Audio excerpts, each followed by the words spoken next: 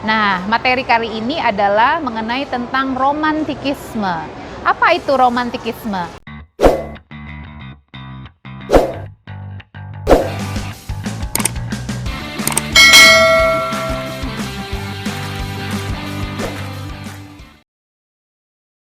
Assalamualaikum warahmatullahi wabarakatuh. Selamat sore dan salam sejahtera bagi kita semua. Hari ini saya ada di Cafe Uncle Ki yang ada di Mall Center Point yang di Medan. Pada bagian sebelumnya kita sudah membahas tentang neoklasikisme. Nah, materi kali ini adalah mengenai tentang romantikisme. Apa itu romantikisme? Romantikisme adalah gerakan seni rupa yang muncul pada akhir abad ke-18. Dalam romantikisme, unsur emosi lebih diutamakan daripada pikiran. Tetapi seniman romantik tidak hanya bekerja dalam satu gaya saja. Tidak seperti neoklasikisme yang dapat disebut sebagai gaya, romantikisme lebih merupakan falsafah ataupun pandangan. Aliran ini mendorong orang untuk menghayati perasaan melalui penghayatan indera serta lebih mempercayai intuisi daripada pikiran. Romantikisme muncul dalam beberapa gaya, tetapi seni lukis di Perancis khususnya menunjukkan ciri khas neo-barok yang merupakan pengaruh Rubens. Kita akan mengenal tokoh-tokoh romantikisme. Yang pertama, tokoh romantikisme yang ada di Perancis, tokohnya yaitu Theodore Géricault yang lahir tahun 1791 sampai dengan dia wafat tahun 1824. Theodore Géricault adalah salah satu tokoh pelukis romantik di Perancis. Ciri khas lukisan Géricault diantaranya komposisi yang dinamis, figur yang kaku seperti patung, dan pencahayaan yang dramatis. Géricault merupakan pengagum Michelangelo, David, serta seni lukis barok. Salah satu karya Géricault adalah Wrath of the Medusa tahun 1818 hingga 1819 yang berukuran sangat besar, yaitu 4,97 dikali 7,16 meter. Tema lukisan itu didasarkan pada peristiwa tenggelamnya kapal Prancis La Medusa di pantai Afrika pada tahun 1816. Di antara 150 orang penumpang di dalam kapal itu, hanya 15 orang yang selamat.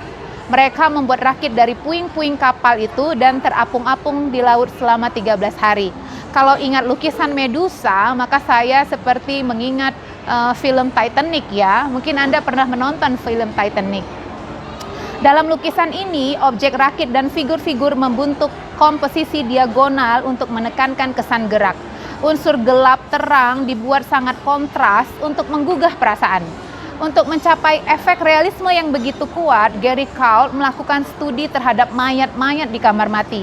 Dalam menggambarkan manusia telanjang, Géricault mendapat pengaruh dari Michelangelo. Nanti Anda bisa lihat lukisan The Wrath of the Medusa karya Theodore Géricault. Sekarang kita ke tokoh yang berikutnya yaitu Eugène Delacroix. Eugène Delacroix lahir tahun 1798, kemudian wafat 1863. Eugène Delacroix mendapat pengaruh dari Géricault serta inspirasi dari Rubens. Berlawanan dengan Inggris, masih ingat Inggris? Tokoh neoklasikisme ya. Delacroix mengutamakan warna dan goresan yang kuat sebagai ciri khas lukisannya yang penuh dengan emosi. Beberapa karya Delacroix menjunjung nilai-nilai sesuai dengan isu-isu politik pada zamannya. Adegan seperti dalam The Massacre at Chios tahun 1821 hingga 1824 mendorong simpati bangsa Yunani dalam perang kemerdekaan melawan Turki. Karya Delacroix yang lainnya yaitu Liberty Leading the People, itu tahun 1830, mendukung semangat revolusi Prancis pada tahun 1830. Banyak karya Delacroix yang lain mendapat inspirasi dari karya sastra. Sebagai orang sastra, tentu saya sangat senang kalau Delacroix mendapatkan inspirasi dari karya sastra. Nah, karya Delacroix yang lain adalah The Death of Sardanapalus. Ini tahun 1827, didasarkan pada puisi karya Lord Byron. Puisi ini mengisahkan seorang raja Assyria yang memutuskan untuk bunuh diri dan menyuruh agar semua harta bendanya dimusnahkan daripada jatuh ke tangan musuh yang akan menyerbunya.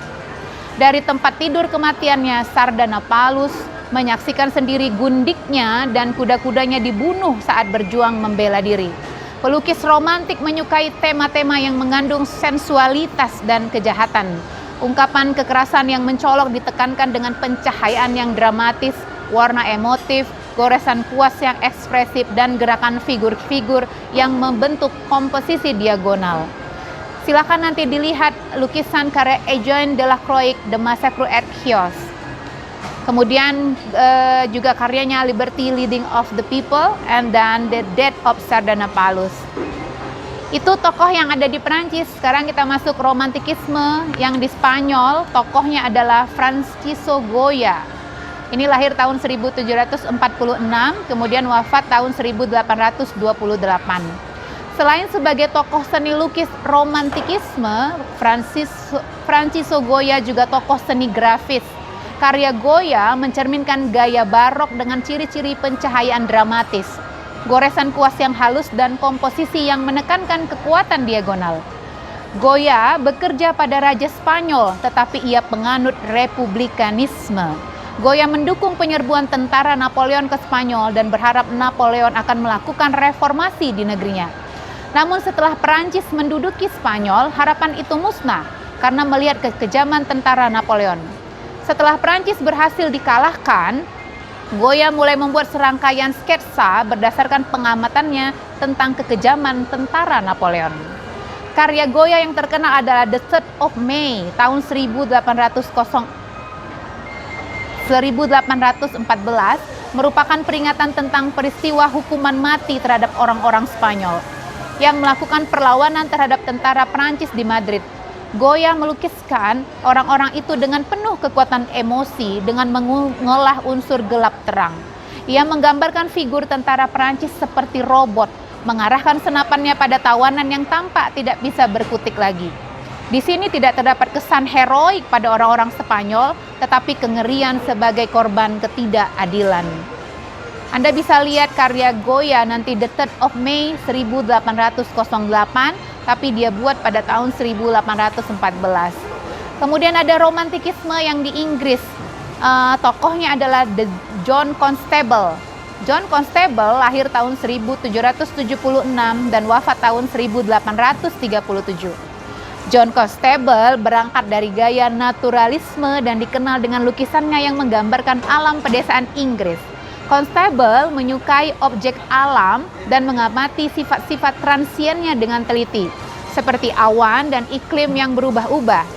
Ini kayaknya favorit saya nih kalau lukisannya John Constable ya.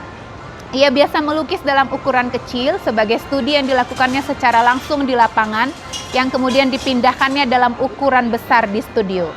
Karya Constable The High Wine tahun 1821 menimbulkan rasa puitis yang mencerminkan kecintaannya terhadap pemandangan alam Inggris. Lukisan itu menampakkan kesegaran alam dengan cahaya matahari dan awan bergerak di atas sebuah pedesaan. Di sini tampak adanya perpaduan antara gaya naturalisme dan romantikisme. Constable memperkenalkan teknik melukis dengan goresan kuas pendek-pendek dan warna yang terpisah-pisah, bukan bidang dengan sapuan warna campuran yang merata. Ia mengoleskan warna putih secara tebal untuk mengesankan kilauan cahaya. Cara melukis ini dianggap sebagai antisipasi bagi munculnya impresionisme di Perancis. Jadi kalau Anda nanti melihat lukisan Constable yang The High Wine, Anda seolah-olah membayangkan bahwa Anda sedang berada di pedesaan di Inggris dan melihat lukisan itu seperti nyata. Nah, kemudian tokoh yang berikutnya adalah Joseph Mallord William Turner, lahir tahun 1775 dan wafat 1851. Joseph Mallord William Turner merupakan pelukis pemandangan alam romantik, tetapi menunjukkan ciri-ciri yang jauh berbeda dengan Constable. Turner menggunakan pendekatan yang lebih transendental. Ia melukis gunung, laut, dan tempat-tempat yang ada kaitannya dengan sejarah. Namun ia menerjemahkan objek-objek itu ke dalam pernyataan-pernyataan puitis yang sering melenceng jauh dari sketsa-sketsa awalnya. Kadang-kadang karyanya tampak mendekati abstraksi total sebagai studi suasana cahaya dan warna. Oleh karena itu, karya Turner sering dianggap sebagai rintisan impresionisme. Namun pendiriannya lebih subjektif dan dekat dengan romantikisme. Karya Turner yang terkenal adalah Fisherman at Sea tahun 1796. Itu tadi tentang romantikisme dan juga tentang tokoh-tokohnya yang ada di Perancis, kemudian di Spanyol dan Inggris. Kita nanti akan melanjutkan dengan tokoh-tokoh yang ada di Amerika. Sekian materi hari ini. Terima kasih karena Anda sudah menonton. Jangan lupa di like, di subscribe, kemudian berikan komentar di bawah video ini. Terima kasih, selamat sore.